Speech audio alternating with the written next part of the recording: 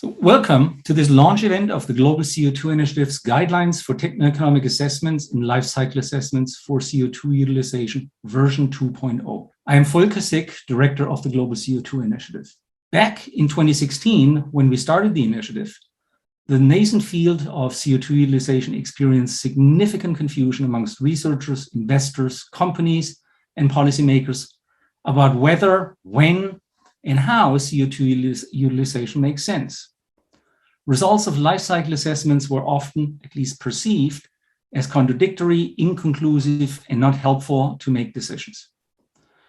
That is when we made the decision to fund a team to develop guidelines based on ISO standards, but further specified for CO2 utilization. Work began in 2017, and in a record 1 year, version 1 of these guidelines was published in the summer of 2018. Updated with broad user input and community feedback, version 1.1 was released 2 years ago in 2020. And today, I'm excited and proud to introduce to you version 2.0 that is not only updated again, but also significantly expanded.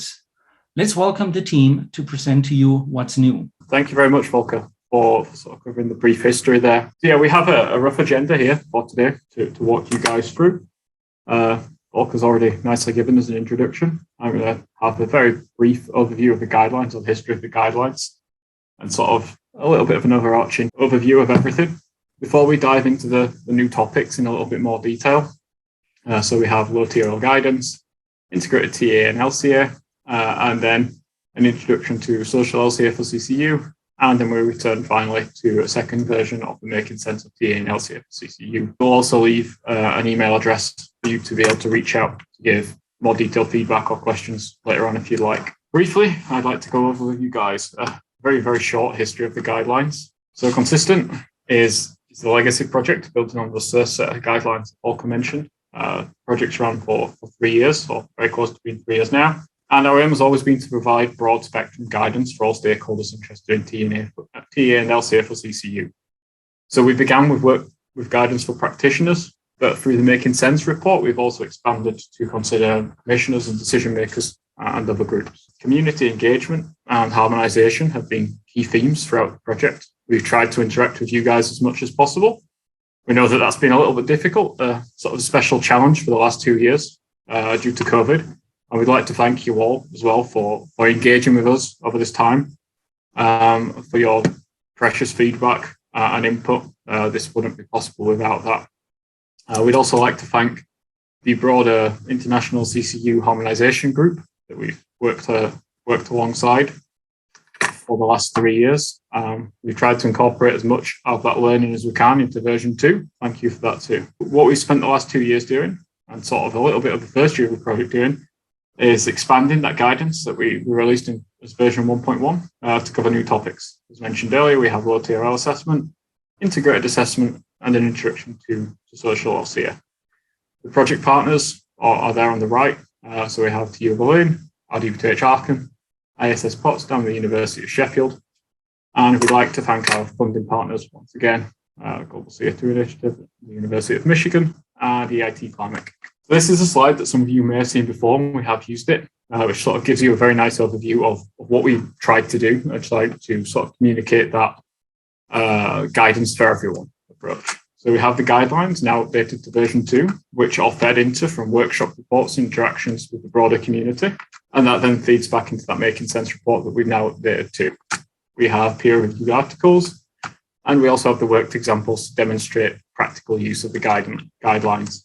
We feel that this does cut across several different groups of stakeholders. If there is anywhere where you feel that we're lacking in terms of reaching out, please by all means get in touch, and that could be something that we try to work on in the future.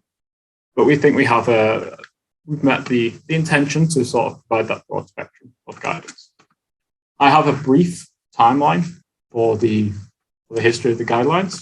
As Volker mentioned, version 1 was released in 2018. Consistent began sort of April 2019, where we had the workshop in Ann Arbor. We followed that up later in the year with a workshop in Brussels. We had worked examples and the first round of the Making Sense report released in 2020. Further set of webinars in 2020. The guidelines version 1.1. And then we've also had public engagement events, which for me has been a bit of a highlight because it allowed us to interact with an audience that we normally wouldn't interact with, a more broader, less scientific audience with Berlin Science Week.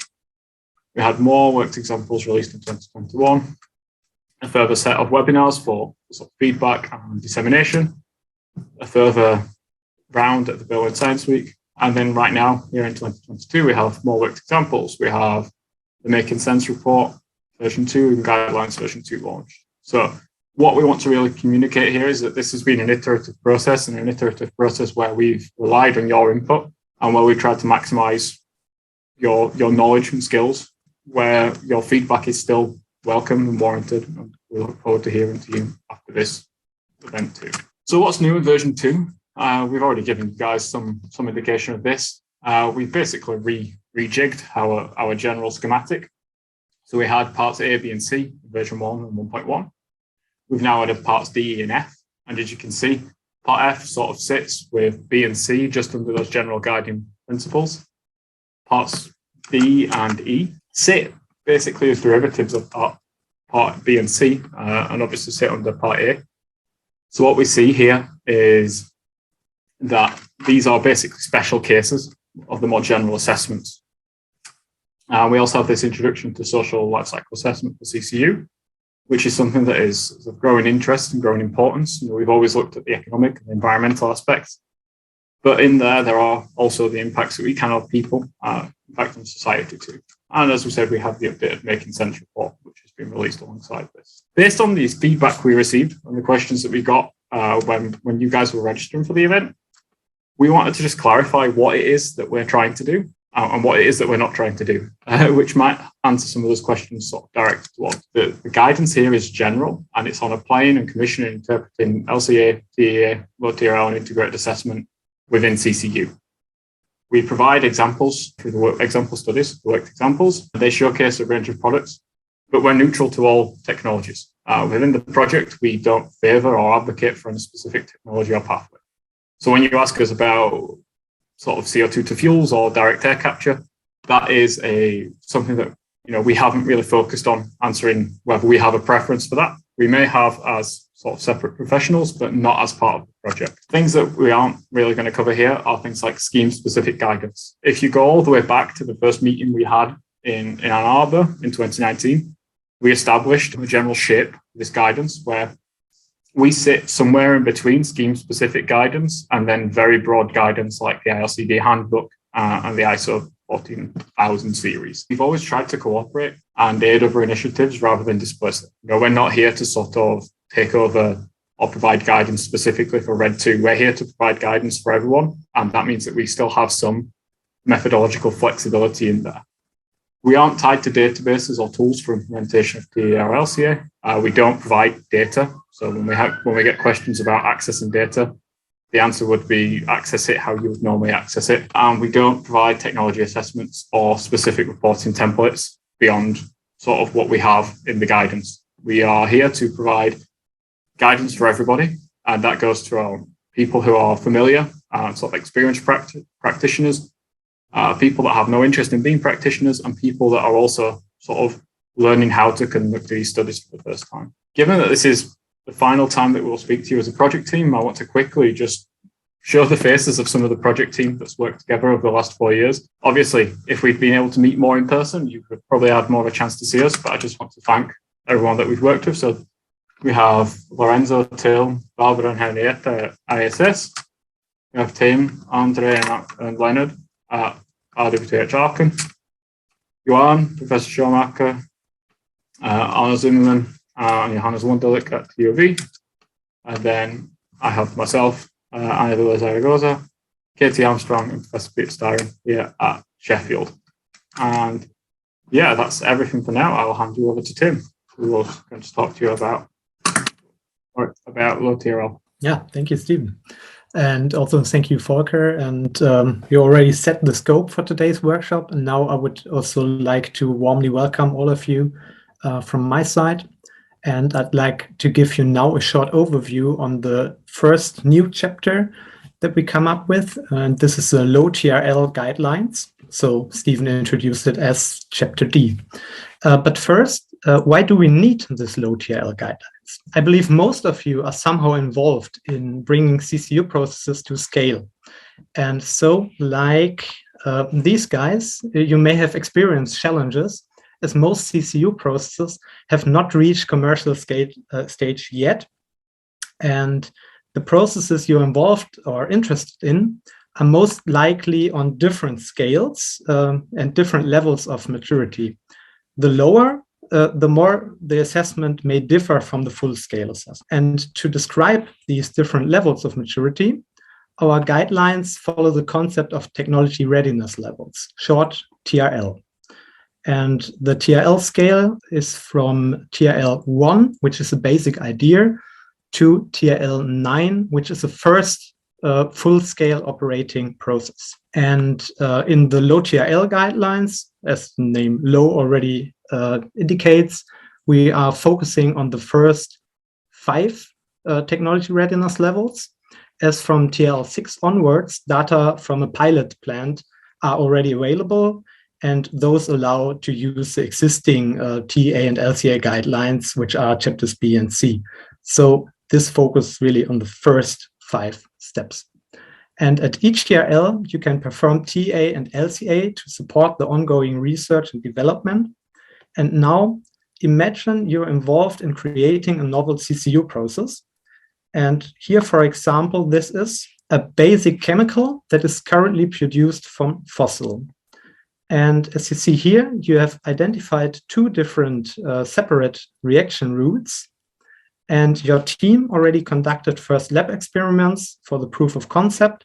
And now you found different yields and different side products for each of the routes. This fits quite well the definition of TRL 3. So now a central question is whether the route can be better than the fossil benchmark route.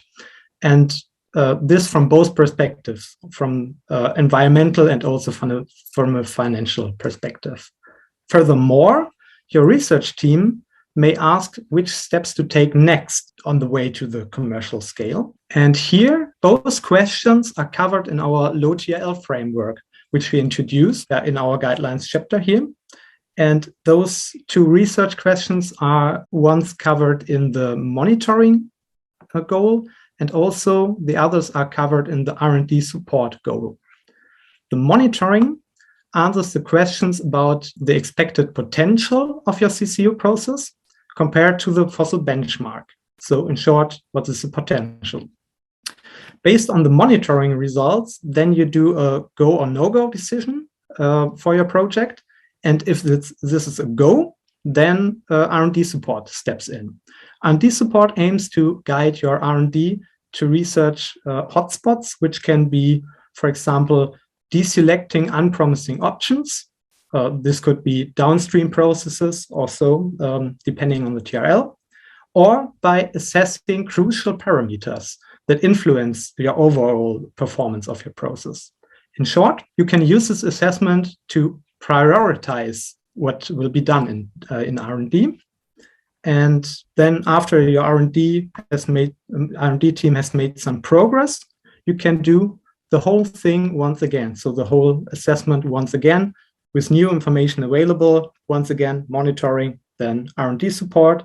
And therefore, this framework offers you a decision support that works iteratively and really close to research and development. And this is the basis, this framework is the basis for our LOW-TRL guidelines, which I will explain to you during the next minutes. The LOW-TRL guidelines aim to complement what's already there, as Stephen already mentioned. So chapters B and C, the TEA and LCA guidelines, and therefore this new chapter follows the same structure. Nothing changed. The structure is still based on the assessment phases as they are defined in the ISO standards. And now each chapter gives you first a short link to the existing guidelines and explains some challenges that are relevant in the stage. This is followed by LOW-TRL specific recommendations. And finally, you find again our provision tables. And now let's go through all these phases, and I'll give you a short overview of what you will find in those chapters. Let's start with goal and scope. And here, a key challenge is to tailor your studies to the needs of the researchers, developers, and also to the decision makers. And for this purpose, we provide recommendations on how to do stakeholder engagement. And in the goal definition chapter, you will, for this purpose, find more details on the concept of monitoring and R&D, which I already introduced to you. And you will also find typical research questions to even enhance the stakeholder engagement. And the questions are directly linked to the monitoring and decision support goal. The following scope definition chapter provides you then with further details on how to conduct a life cycle assessment or techno-economic assessment studies for both monitoring and R&D support. And you will find answers to the common research questions like how to define your decision criteria together with stakeholders, and how to choose a proper benchmark for comparison. Now let's come to the heart of our new LOW-TRL guidance chapter. And this is the inventory phase, because as you already see, it's all about data. And the major difference between high TRL and low TRL processes lies in the availability and the quality of the data. And with increasing TRL, the information increases.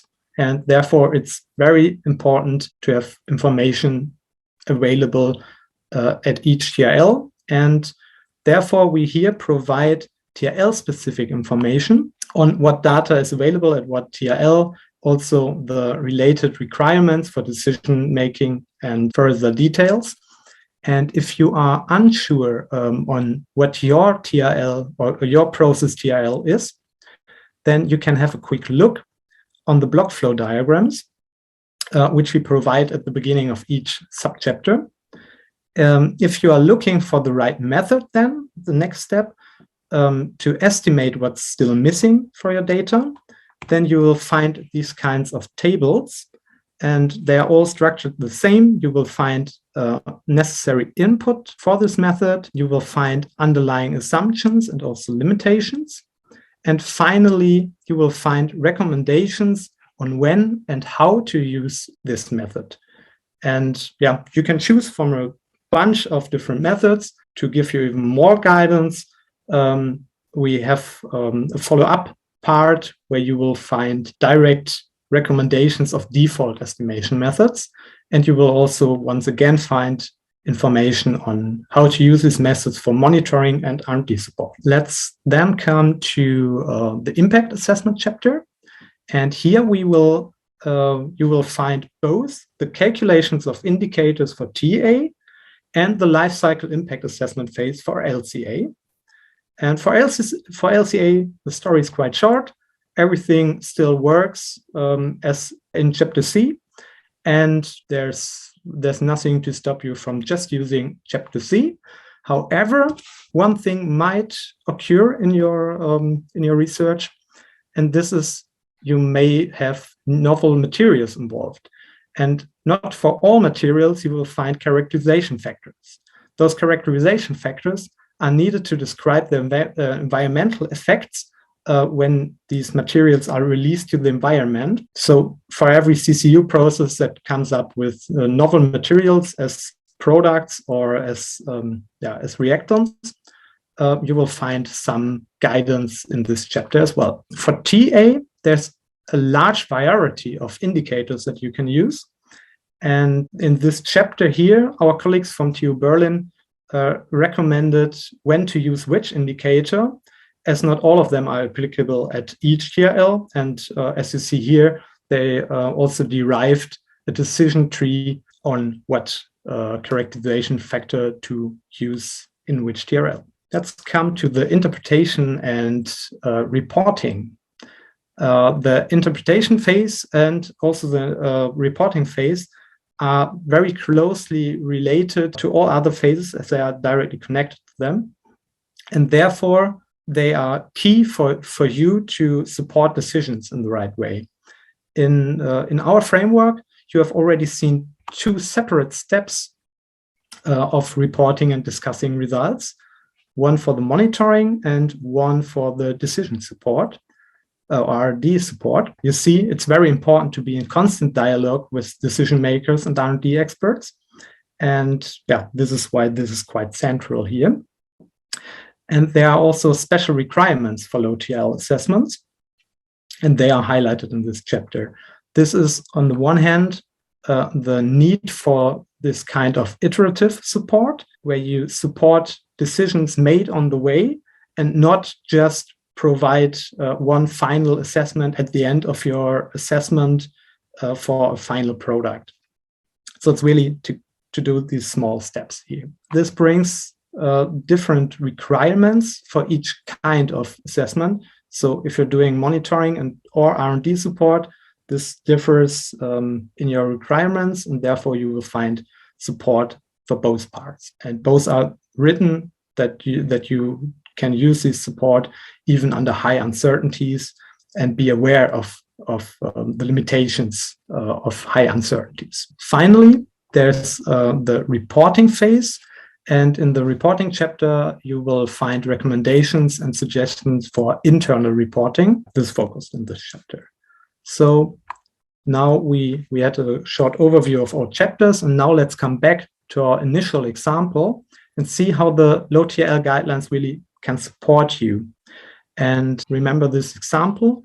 And now the monitoring step might reveal that route 1 is not competitive to this fossil benchmark. And now we can focus our full R&D and assessment efforts on route 2. Now you can even guide for this route 2. You can even guide the R&D that's going on here by identifying research hotspots. And this can be, for example, alternative downstream options. In this case, you can, and in this way, you can offer an iterative approach. And then once again, new information, do the whole steps again. And on the way to the full scale, the guidelines also help you to tailor your assessments to the need of the stakeholders and to each of the TRL and the information that's available. To sum up, if you want to learn more on TEA and LCA for CCU in general, you can just look into parts B and C that are already existing. And if you need more detailed info on dealing with missing data and performing these iterative assessments during your process, then look into our new chapter for LOW-TRL guidance. I hope you now already have a good first impression on what to find in the guidelines. And if you want to learn even more, then I recommend to have a look on the Global CO2 Initiative YouTube channel because you find some related video sessions here. For example, here we also had a deep dive into the inventory chapter and highlighted relevant estimation methods. This was a full hour of input. You will find more information than in this short overview I provide you now. And if you like to learn more on the challenges of LOW-TRL assessments in general and on the concept of TRL, I recommend this one, Technology Readiness, to you. If you want further details on how to define the benchmark systems, which is very relevant for LOW-TRL as well, then I recommend this video to you. Yeah, and with this, I'd like to thank all of you for your attention. We will move on to the integrated TEA and LCA part to keep us on time. As with Tim, this will be quite a lightning round all the way through the new chapter. We'll pick out some areas of focus or some areas of interest that we think are of particular importance. Obviously, 20 minutes or so isn't a greatly large amount of time to cover everything, so I will go quickly. Try to make sure that I cover the main points, and any more I'll try to address everything I can with questions afterwards. And please, as I said, get in touch if you think there are things that need to be made clearer. Like chapter D, chapter E, the integrated assessment chapter, is derivative of the original LCA and TEA methodologies. Our motivation here was to start thinking as why anyone would want to integrate TEA and LCA. This has been answered by lots of people. Our sort of assessment of this was that integrated studies allow for stakeholders to assess, analyse and interpret impact in a more holistic manner. We can look at more dimensions than purely economic or purely environmental ones. We actually get to see additional insight through integrated studies. We see this as deriving or delivering something that's greater than the sum of its parts. So combined indicators, the qualitative assessment and better decision analysis that's sort of covered in part in section A, in part A of the guidance, is part of that, 3 different integration types. So schematically, we've sort of been envisaging it not as 2 circles with an overlapping link like a Venn diagram, but as 2 circles that go into 1 circle and produce something greater than either of the individual parts. We've tried to use the existing methodologies that were outlined in B and C where possible, and that then lets us use existing methodologies, established methodologies to solve new problems. So this then we feel is more of an issue of management rather than of mechanics. We're not asking people to sort of calculate things in a different manner or sort of take different approaches to the mechanical aspects of calculating impacts and sort of interpreting. It's more of managing the sort of the individual aspects and integrating where or sort of bringing things together where needed. So as I said, we had a number of goals in mind when we set out to try to achieve this. We wanted to provide a contextual introduction to integrated TEA and LCA, given that this isn't as well established as a practice as the individual studies are. So there's a lot more sort of introduction in there than there is in the earlier chapters, and a lot more about how we derived and arrived at sort of guidance we ended up writing. We wanted to expand upon the organisational framework that's captured in Part A. It was put out by Johannes, Katie and George, covering the 3 different types of integration. 3 different types of integration. So that's quantitative, ECO-ENVIRO indicators, and also decision analysis, sort of preference-based decision making. We wanted to address some of the identified pitfalls we found for handling integrated studies, as highlighted in earlier literature reviews. And as we said, we wanted to derive methodological guidance for the special case of integrated studies from the existing guidance chapters. We saw the paper that Katie and Johannes put out sort of related to the project, or Katie, Johannes, George put out related to the project earlier on. It's very much a sort of an organisational framework of identifying different types of integration, and we wanted to build something on the other side that helped you get to that sort of, or helped you be able to get to those 3 different types of integration.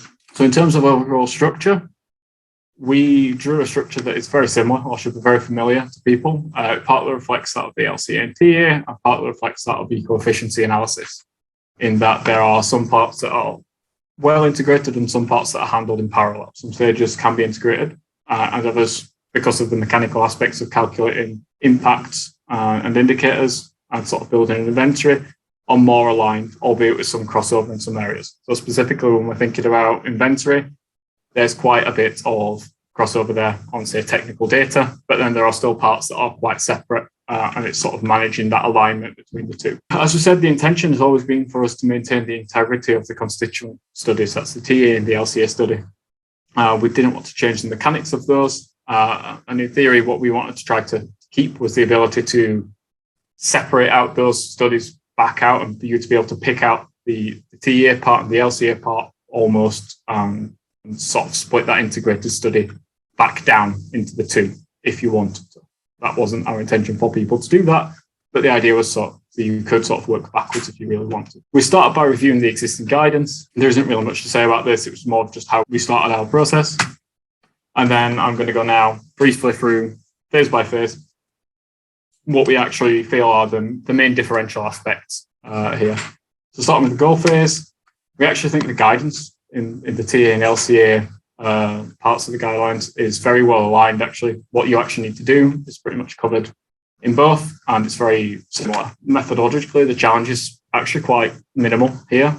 The focus instead has been made to ensure that both goal and associated research questions are multidimensional, which is how we refer to covering an economic and an environmental aspect throughout the guidance. We looked at the key thematic concepts of LCA and TEA for CCU, as they were already in version 1.1. And we looked at some of the example research questions, and then wrote a bunch more on a non-prescriptive basis, i.e. they don't need to be used. So an overview of the thematic elements, we picked out 5 that are covered in various parts of the LCA and TEA guidance. The top 3 are common to both, and we used that as our basis for writing some integration questions or some integrated research questions. So we took the LCA common research questions and then wrote a proposed integrated TEA integrated research question based on that. We also did look at some of the LOW-TRL assessment that Tim has just been talking about and sort of transformed some of those questions to explicitly cover integrated assessment too. You can see here the key idea is that you cover some aspect of economic assessment as well as environmental. For the scope phase, the features of the scope phase are actually very similar in both, as you'd expect, given how the studies or how the assessments are aligned. What happens or what you see is that actually one of the big differences is how those boundaries are drawn, how things are sort of where those boundaries are drawn in terms of assessment for TEA and LCA. And the big issue really is that you can quite easily have a narrow economic focus, i.e. a gate-to-gate single stakeholder, then you can have an environmental one. An LCA that covers only a gate-to-gate study isn't going to give you many useful results. And this then creates a problem where you may only be interested in assessing the costs, or you may only be able to assess the economic costs of a specific unit process, whilst wanting to sort of see how that whole environmental impact changes throughout the whole product system. And you really want to be able to see what happens if you make changes to optimize costs or savings within one unit process to the overall environmental impact. So practically, there's a need to be able to compensate for missing or commercially sensitive data that you don't want to share. The proposed guidance we had really allows for cost modeling to be compensated where needed, and that just changes the sort of perspective of the study, which can then also change the conclusions. So you should check whether this is actually valid for the goal that you write. So for the benchmark comparison case, we still have the same approach where we can model the whole product system. We can look at what happens for our standard methanol production, for example, and our CO2 producing industry. We have an environmental impact for both. We have a production cost for both. And then we can sell those at a market price. And then our profit will basically, or the system profit will be related to those costs and the prices, and the environmental impact of the whole product system can be found by just adding these up. In our most ideal CCU assessment case, we will also be able to assess all of these parts of the product system in detail. Again, we see this as a fully aligned detailed economic and environmental analysis, and that's our ideal CCU case. This allows for the full system to be analysed and interpreted with the least amount of bias, as in there's no looking at too much detail in those interactions between the different unit processes and how things are priced between those. And if you want, you can actually start to apply a CO2 price within the system and see what that does to profitability calculations for each of the different stakeholders or each of the different unit processes if you want to. So you can sort of reintroduce that bias if you want to. The alternative approach that we identified, sort of recommend, is sometimes it might not be possible or it might not be of interest to model the CO2 producing industry in detail. We think the product system boundary still has to remain the same for the environmental impact assessment. And what we find here is that instead of assessing profitability or costs for the whole product system, we then sort of introduce bias by looking at this from a single stakeholder's perspective in terms of economics or from techno-economics, whilst still assessing the full environmental impact assessment.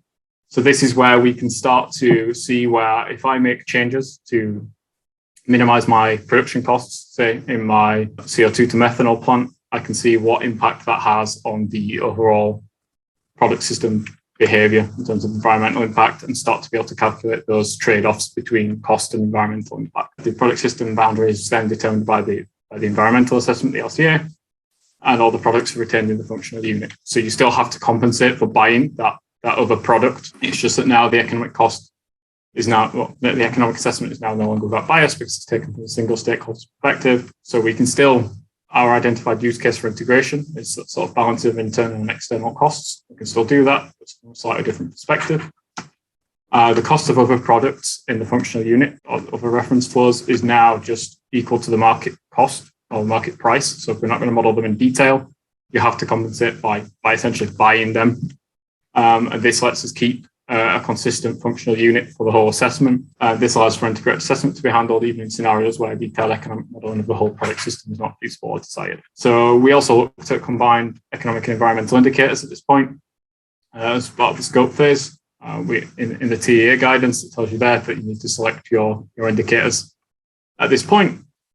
So we started to look at how you could derive combined indicators. The main sort of conclusion that we had was that you have to assess these on a sort of consistent basis for calculation. So on the whole product unit, on the whole functional unit, for example, would be our sort of recommended approach, which is why we needed to keep that ability to have a price for the other elements of the product flow. We really looked at two different types of indicators here, whilst not being very prescriptive on demanding that anything be done. We looked at eco-efficiency type indicators, which we exemplified by ratios in the actual guidance, similar to what you see in ISO 14045, where really what we essentially did is replace the product system value with a more narrower scope by sort of to be defined by our TEA study within this.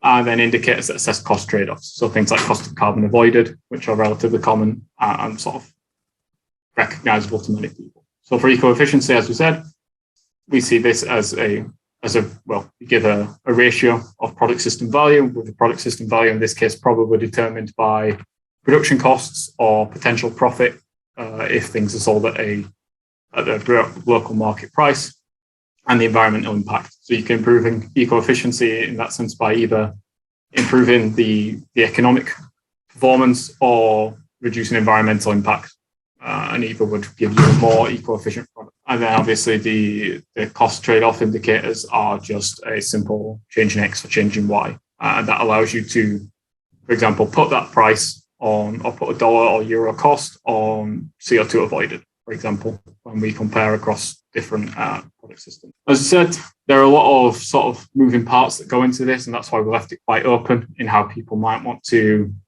define this. So what we see from version 1 and 1.1 are the endpoint and midpoint indicators for LCA, or weighted environmental impact scores, if you want to use those. And then we see how we derive our profitability indicators from OPEX and CAPEX calculations and things like this. We can use any combination of these, or we leave it relatively open for people to use any combination of these in combined ECO-ENVIRO indicators.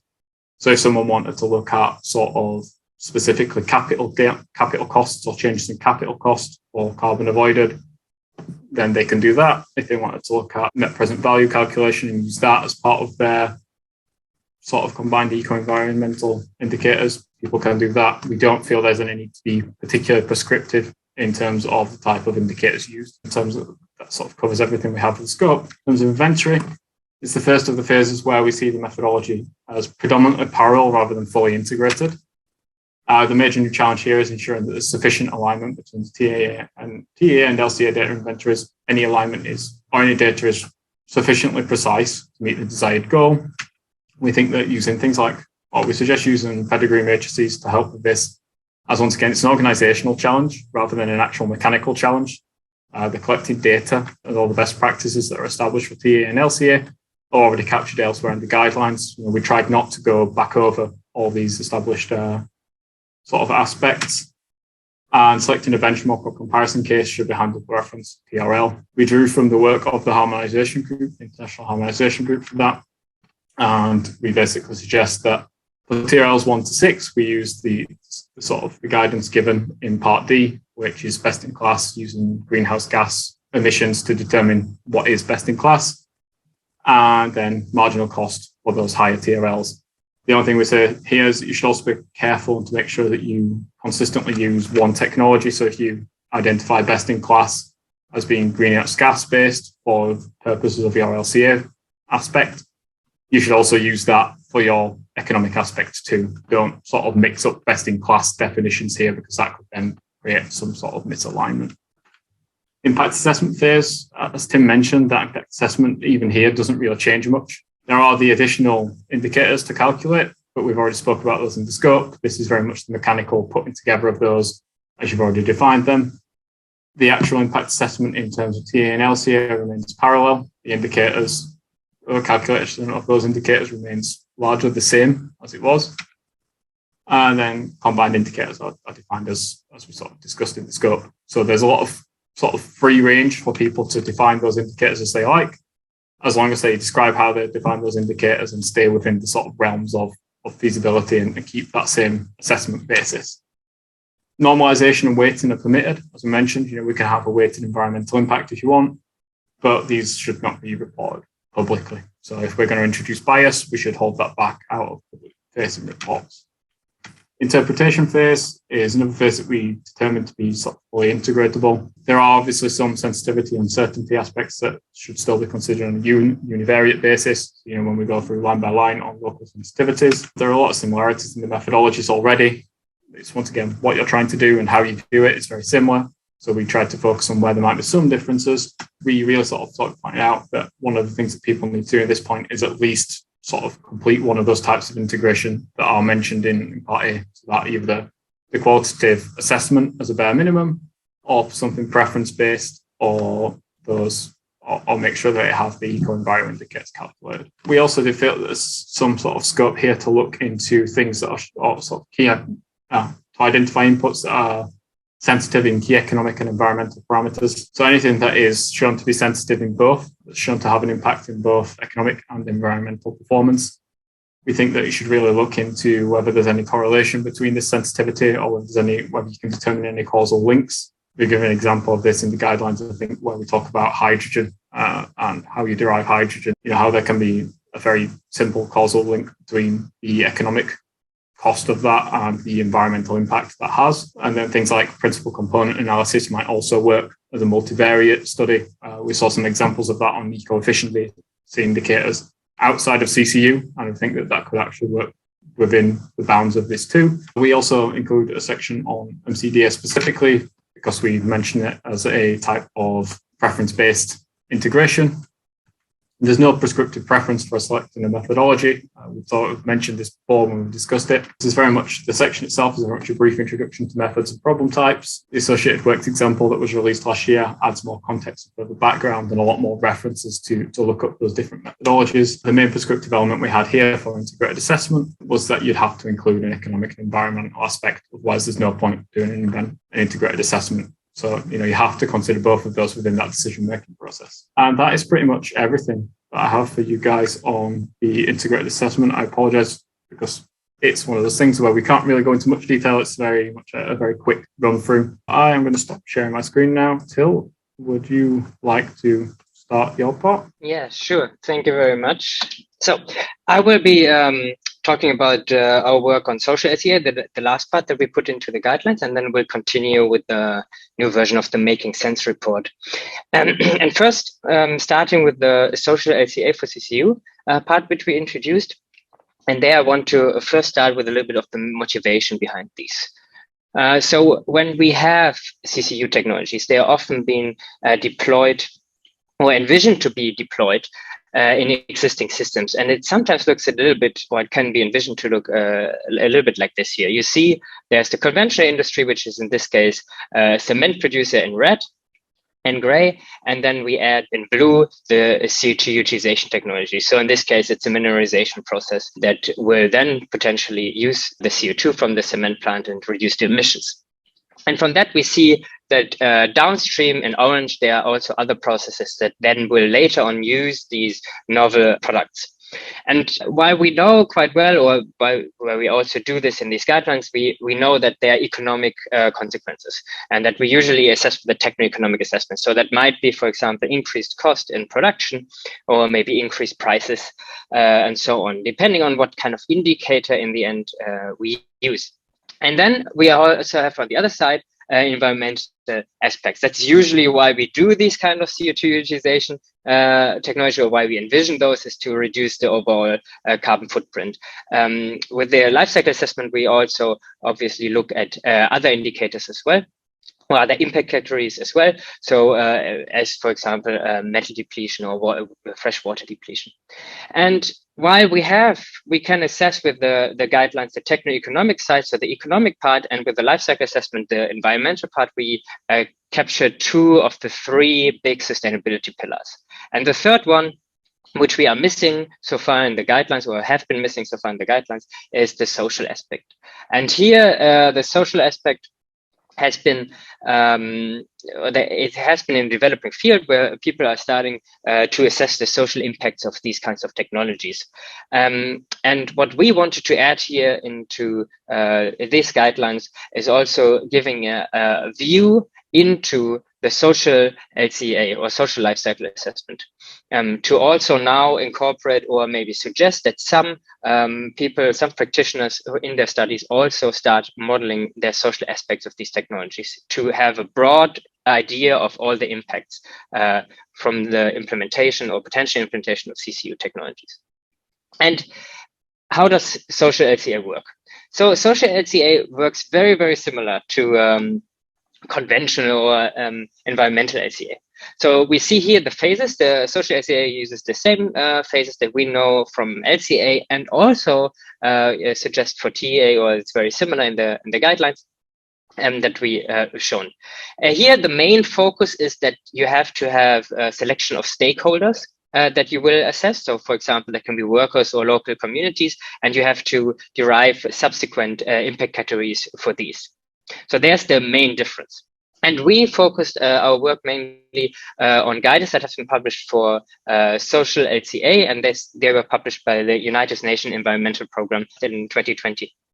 And in our guidance document for social LCA, we focus on the one hand side on what kind of indicators we use, but we also try to discuss when this actually should be done, because there's a very, very small amount of literature of people doing social LCA for CO2 utilization technologies yet.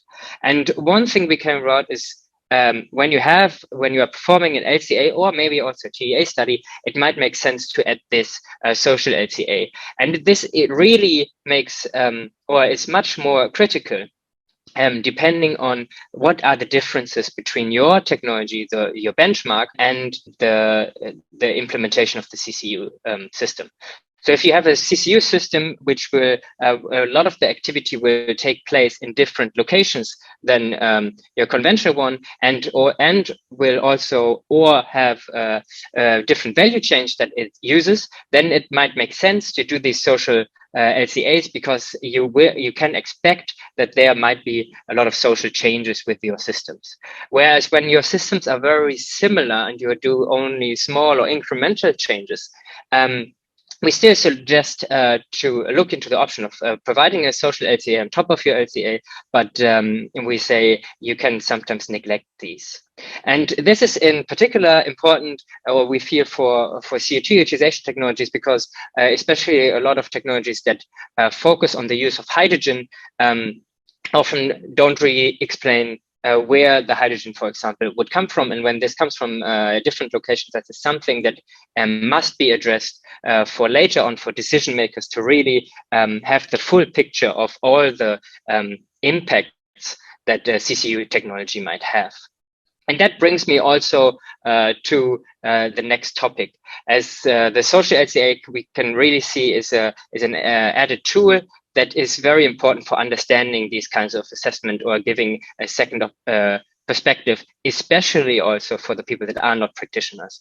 And here we also have the Making Sense report, which we now are releasing in as a second version, which is focused on the people that do not do the calculations, but will later on derive decisions on the basis of these kind of assessments. Let's say, for example, people in politics, or people that work for funding organizations.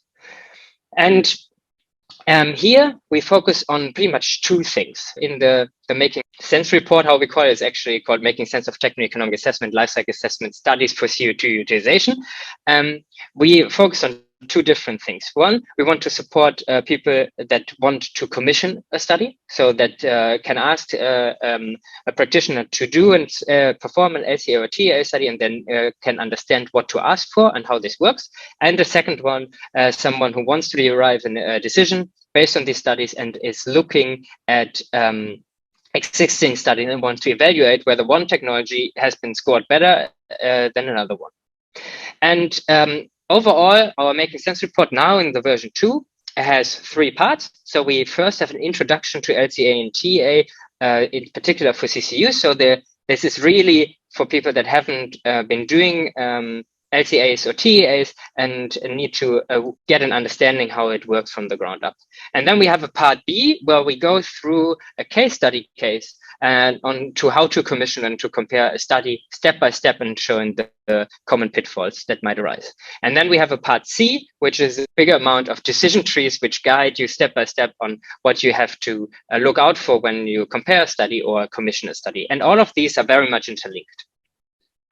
And let me start with part A of this report. Part A is really, can be seen as a very short version of a textbook trying to easily explain the concepts behind LCA and TEA for CCU, and presenting also these kind of ideas that we show in the guidelines, but now not from the practitioner's perspective, but for the decision maker's perspective.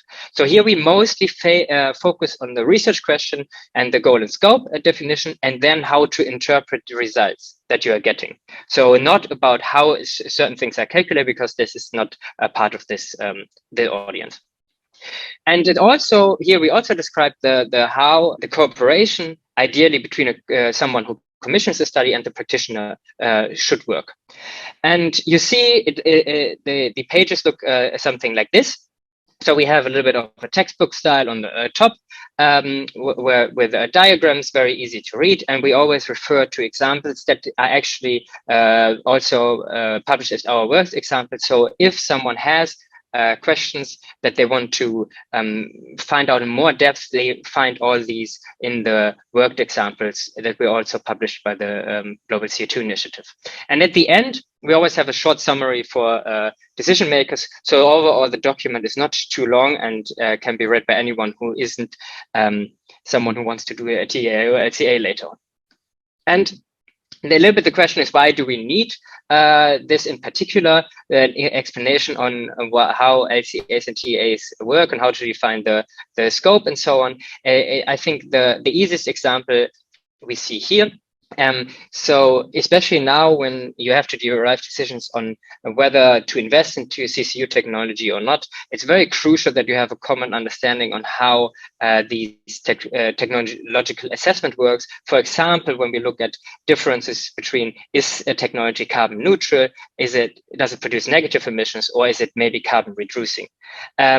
All of these questions you can sometimes only understand if you actually know what the scope definition is and what might be in the scope or out the scope. And to not have confusion here for people that derive decisions, this is what we are focused on here in part A. And for everyone who already know the Making Sense Report version 1, I just really want to focus on 2 things that we added in part A in particular for this version. And it's one, we focus more on uncertainty analysis, and we introduce now the reader to very simple, to understand how simple uncertainty analysis tools, the one at a time, local sensitivity analysis, the one-way local sensitivity analysis, and the scatter plus analysis for global sensitivity analysis work, so that they can interpret the results and or also ask when they commission a study for these kind of analysis in the results. Additionally, we also focus on multi-criteria decision analysis, as we know a lot of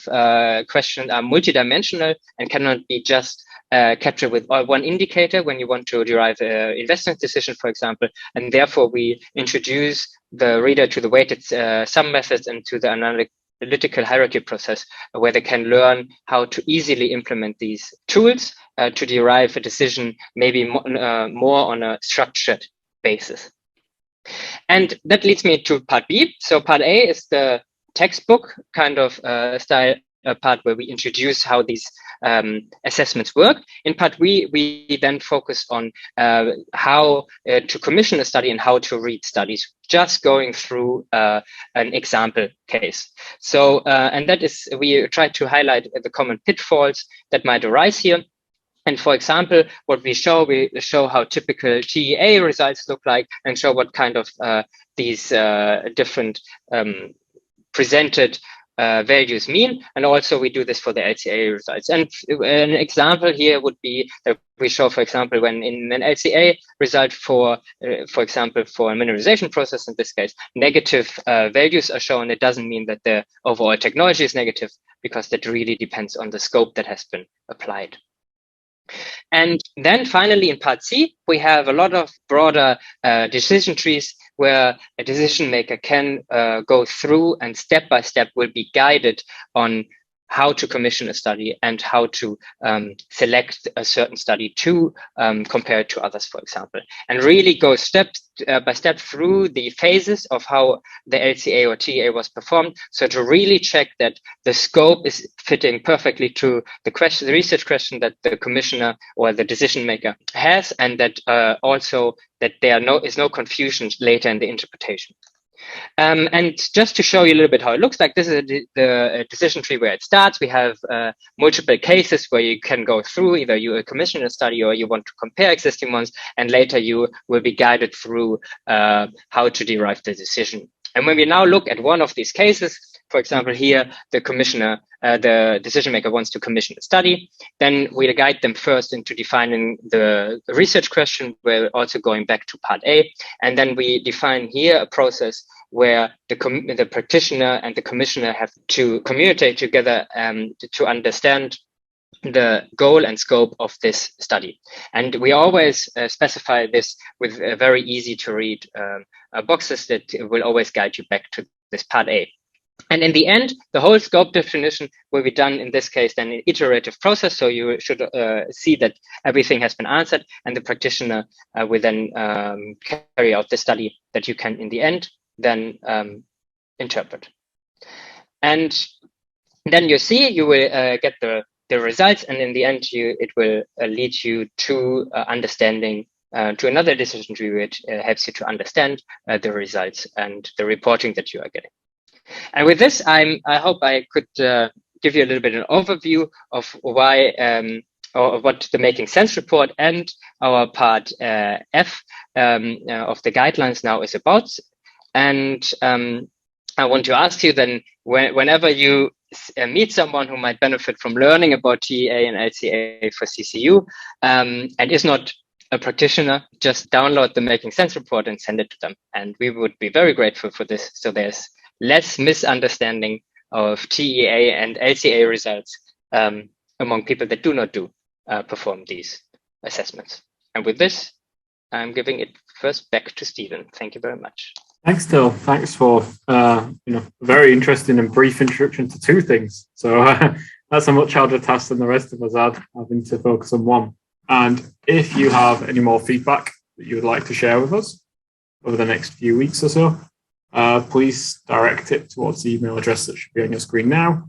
If there's anything we can do to help you guys, or if there's anything that you'd like for us to explore or explain in more detail around any of the particular parts, please reach out to us. This has always been something that we've seen as a community-led project. That's something that we'd like to continue with version 2. So if there are things that you feel need to be made more clearer, or if you are, or even just any general feedback, please do not hesitate to get in touch. We are happy to try to help answer any more questions or respond to any feedback. So thank you very much for your time, not just today, but throughout the whole project. Enjoy the rest of your day, everybody, and thank you once again.